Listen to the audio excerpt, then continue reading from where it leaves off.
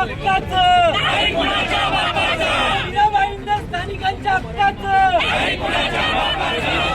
काहीतरी कोणीतरी राजकीय वादन जाणीवपूर्वक निर्माण करते. मीरा भाईंदरला प्रामुख्यानं 82% हिंदी भाषिक आणि 18% मराठी अशी वर्गीकरण झालेलं आहे. वाढत्या शहरीकरणामुळे फार मोठ्या प्रमाणात मीरा भाईंदर शहरामध्ये हिंदी भाषिकांची वस्ती वाढते.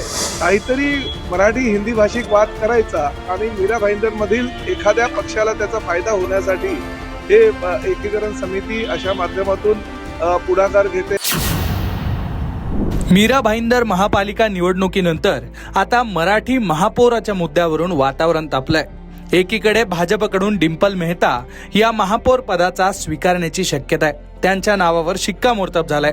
पण दुसरीकडे मराठी एकीकरण समितीनं आता या निर्णयाविरोधात रान पेटवलंय. यावरच मंत्री प्रताप सरनाईक यांनीही आपली भूमिका मांडली आहे. यावेळी त्यांनी मराठी एकीकरण समितीवर गंभीर आरोप केलाय.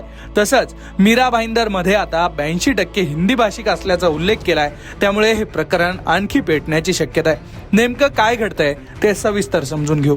महापालिका निवडणुकीत मीरा भाईंदर मध्ये महायुतीची सत्ता आली आहे. निवडणुकांचा प्रचार सुरू झाला तेव्हापासूनच महापौर मराठी की हिंदी यावरून वाद सुरू झाला. दोन्ही बाजूंनी आक्रमक भूमिका घेतली गेली. आता महायुतीची सत्ता आल्यानंतर भाजपकडून डिंपल मेहता यांच्या नावावर शिक्कामोर्तब झालाय. पण आता याच निर्णयाला मराठी एकीकरण समिती आणि मनसेनं विरोध केलाय. महापौर मराठीच हवा अशी मागणी केली जाते. मराठी एकीकरण समितीनं सुभाषचंद्र बोस मैदान ते महापालिका असा मोर्चा काढण्याचं सुद्धा जाहीर केलंय. या मोर्चाला पोलिसांनी अद्याप परवानगी दिलेली नाहीये. उलट पोलिसांनी आंदोलकांना नोटिसा बजावल्या असून आंदोलन केवळ मैदानापुरतच मर्यादित ठेवावं अशा सूचना देण्यात आलेल्या आहेत. तरीही आम्ही महापालिकेपर्यंत जाणारच असा ठाम पवित्रा मराठी एकीकरण समितीनं घेतलाय. मराठी एकीकरण समितीच्या सदस्यांनी आज एकत्र येऊन घोषणाबाजीही केली आहे.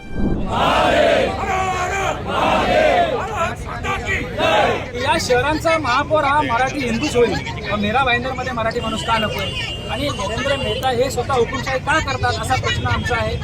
दरवेळी त्यांना महापौर करताय हे चुकीचं आहे आणि हे करत असताना एक लक्षात घ्यावं, हा संयुक्त महाराष्ट्र लढा या राज्यामध्ये होऊ राहील. माननीय मुख्यमंत्री यांनी या नरेंद्र मेहताला आवरावं. मीरा भाईंदर आमच्या हक्काचं, मीरा भाईंदर स्थानिकांच्या हक्काचं. याच सगळ्या मुद्द्यावरून शिवसेनेचे नेते आणि महायुती सरकारमधले मंत्री प्रताप सरनाईक यांनी आपली भूमिका मांडली आहे. यावेळी त्यांनी मराठी एकीकरण समितीवरच राजकारण केल्याचा आरोप केलाय.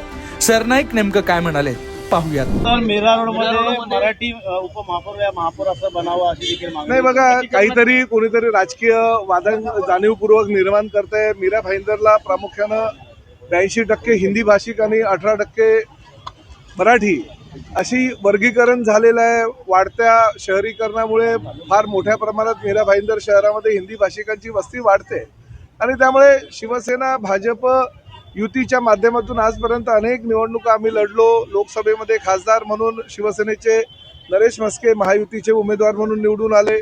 मी सुद्धा गेल्या 4 टर्म त्या मीरा भाईंदर आणि ठाणे महानगरपालिका क्षेत्रातील आमदार म्हणून काम करतोय. यावेळेस जवळजवळ 1,08,000चा मताधिक्याने माझा विजय झालेला आहे. परंतु ही वस्तुस्थिती आहे की हिंदी भाषिकांची संख्या वाढत असल्या कारणानं मराठी भाषिकांची संख्या कमी होते आणि त्यामुळे काहीतरी मराठी हिंदी भाषिक वाद करायचा आणि मीरा भाईंदरमधील एखाद्या पक्षाला त्याचा फायदा होण्यासाठी हे एकीकरण समिती अशा माध्यमातून पुढाकार घेते, आंदोलनं करते आणि सर्वसामान्य जनतेला वेठीस धरते. खरं तर हिंदू मुस्लिम वाद, मराठी हिंदी वाद हा मीरा भाईंदरमध्ये काही नवीन नाही आहे, परंतु त्याचा राजकीय फायदा एका पक्षाला होण्याकरता ही मराठी एकीकरण समिती त्या ठिकाणी सातत्यानं काही ना काही आंदोलन करण्याची भूमिका करते. प्रामुख्यानं तुम्हाला एक गोष्ट या ठिकाणी आवर्जून मी सांगते की नुकत्याच झालेल्या महानगरपालिकेच्या निवडणुकीमध्ये हीच मराठी एकीकरण समिती ही शिवसेनेचे उमेदवार पाडण्यासाठी प्रयत्न करत होती आणि मराठी उमेदवार अनेक त्यांनी पाडलेले आहेत. आज मला असं वाटतं की त्यांनी बाकीच्या गोष्टींकडे लक्ष देण्यापेक्षा मराठी भाषेचं संवर्धन कसं होईल, जास्तीत जास्त मराठी भाषा कशी मीरा भाईंदर शहरामध्ये सर्वसामान्य हिंदी भाषिकांना सुद्धा शिकवता येईल यासाठी प्रयत्न करायला पाहिजे. परंतु जाणीवपूर्वक अशी आंदोलनं करायची आणि त्या माध्यमातून हिंदी भाषिकांना एक वेगळ्या प्रकारचं चित्र त्या शहरामध्ये निर्माण करण्याचा त्यांचा प्रयत्न आहे. परंतु शेवटी सर्वसामान्य जनता आहे, कोण काय करतं हे जनता ओळखत असते. एकूणच प्रताप सरनाईक यांच्या या आरोपानंतर आता मराठी एकीकरण समिती आणि मनसे आणखी आक्रमक होण्याची शक्यता आहे. त्यामुळे या प्रकरणात काय काय घडामोडी घडणार ते पाहणं महत्वाचं असणार आहे. एकूणच या सगळ्या राजकीय घडामोडींबद्दल तुम्हाला काय वाटतंय ते कमेंटमध्ये नक्की लिहा आणि सर्व राजकीय अपडेट जाणून घेण्यासाठी लोकमत पाहत रहा.